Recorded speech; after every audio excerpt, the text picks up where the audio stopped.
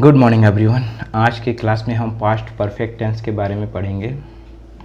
शुरू करते हैं। पास्ट परफेक्ट टेंस, इसकी जो पहचान है, इस टेंस के वाक्य प्राय चुका था, चुकी थी, चुके थे, लिया था, दिया था, गया था आदि से समाप्त होते हैं।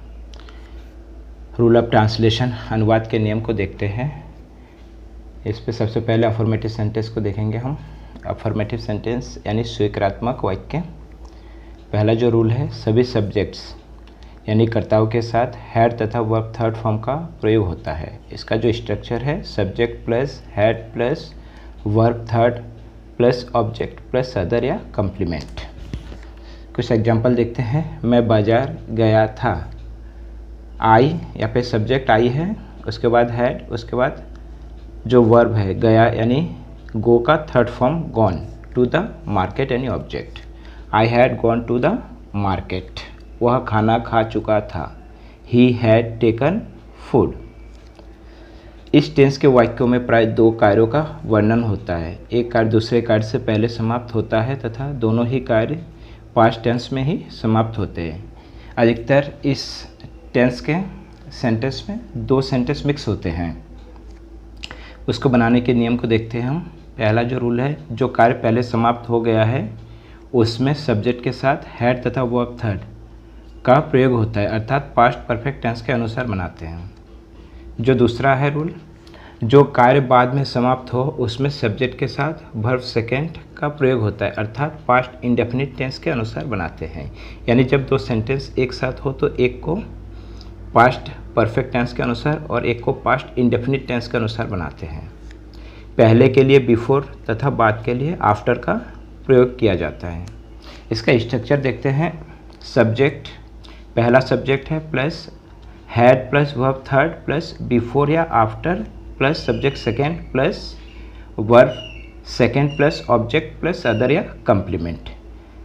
कुछ एग्जांपल देखते हैं। तुम्हारे जाने से पहले लड़के सो चुके थे।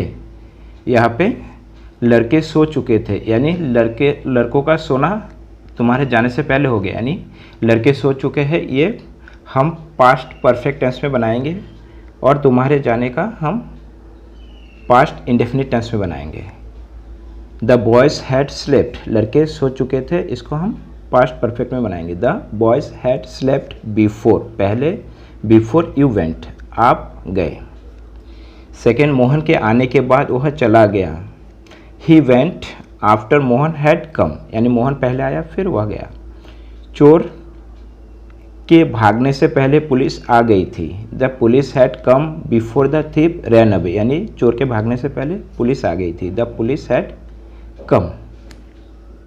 आगे हम नेगेटिव सेंटेंस को देखते हैं। इसको बनाने के रूल को देखते हैं। पहला जो रूल है, जो कार्य पहले समाप्त हो रहा है उसमें नहीं, नॉट आने पर उसमें हैड नॉट तथा वर्ब थर्ड का प्रयोग करते हैं, यानी पास्ट परफेक्ट टेंस के नेगेटिव सेंटेंस के अकॉर्डिंग बनाते हैं। जो सेकंड रूल है, वाक्य के दूसरे भाग में नहीं शब्द आने पर उसमें डिड नॉट और वर्ब फर्स्ट लगाते हैं, यानी पास्ट इंडेफिनिट टेंस के नेगेटिव सेंटेंस जैसे इसको बनाते हैं। इसका जो स्ट्रक्चर है, subject plus had not plus verb third plus before या after plus subject plus did not plus verb first plus object plus other या कम्प्लीमेंट। अगर परफेक्ट टेंस में नॉट आया तो यहाँ पे नॉट आएगा, हैड नॉट। अगर इंडेफिनिट में आया तो यहाँ पे डिड नॉट आएगा, दोनों एक साथ नहीं आएगा। इसमें कुछ एग्जाम्पल देखते हैं। तुम्हारे जाने से पहले लड़के नहीं सो चुके थे, यानी यहाँ पे पास्ट परफेक्ट टेंस में नहीं आया है तो इसमें हैड नॉट का यूज़ करेंगे। The boys had not slept before you went, चोर के भागने से पहले पुलिस नहीं आई थी, यहाँ पर भी पास्ट परफेक्ट टेंस में नहीं शब्द आया तो इसमें हम हैड नॉट लगाएंगे। The police had not come before the thief ran away. आगे इंट्रोगेटिव सेंटेंस को देखते हैं। इसमें दो तरह के वाक्य होते हैं, यस नो टाइप और डब्ल्यूएस टाइप। तो यस नो टाइप को देखते हैं। यदि हिंदी वाक्य क्या से प्रारंभ हो तो जो कार्य पहले समाप्त हुआ हो उसमें हैड से वाक्य प्रारंभ करते हैं और वर्ब थर्ड का प्रयोग करते हैं। सेकेंड रूल जो है, जो कार्य बाद में समाप्त हो उसमें डिड से वाक्य को प्रारंभ करते हैं और वर्ब फर्स्ट लगाते हैं, यानी अगर क्या शब्द से हिंदी वाक्य शुरू हो तो इसको पास्ट परफेक्ट के इंट्रोगेटिव सेंटेंस जैसे बनाएंगे और इसको पास्ट इंडेफिनिट टेंस के इंट्रोगेटिव सेंटेंस जैसे बनाएंगे। इसका जो स्ट्रक्चर है had plus subject plus verb third plus before या after plus subject verb second plus object plus other. क्या उसके पहुंचने से पहले गाड़ी छूट चुकी थी? Had the train left before they reach the station. इस सेंटेंस में क्या उसके पहुंचने से पहले गाड़ी छूट चुकी थी, यानी जो दूसरा पार्ट है यानी perfect tense, past perfect tense में क्या का वर्ड यूज़ हुआ है, तो इसको हम हैड से शुरू करेंगे। तो had the train left before they reach the station. जो सेकंड स्ट्रक्चर है did plus subject plus verb first plus before या after plus subject plus verb third plus object plus other. अगर दूसरे वाले पार्ट में यानी इंडेफिनिट पार्ट में not question यानी क्या शुरू होता है तो हम डिड का यूज़ करेंगे। जैसे क्या हरी के आने के बाद वह चला गया? Did he go after Hari had come. यानी डिड का हमने यूज़ किया है तो ये पास्ट इंडेफिनिट की तरह बना है, did he go after Hari had come. जो सेकेंड पार्ट है वह WH टाइप क्वेश्चन। इसका जो रूल है यदि वाक्य के बीच में WH वर्ड आए तो इनकी अंग्रेजी वाक्य के प्रारंभ में कर देते हैं और शेष वाक्य पहले नियमानुसार बनाते हैं। यानी सेम ऐसा ही स्ट्रक्चर होगा, सिर्फ इसके सामने क्वेश्चन वर्ड आ जाएगा।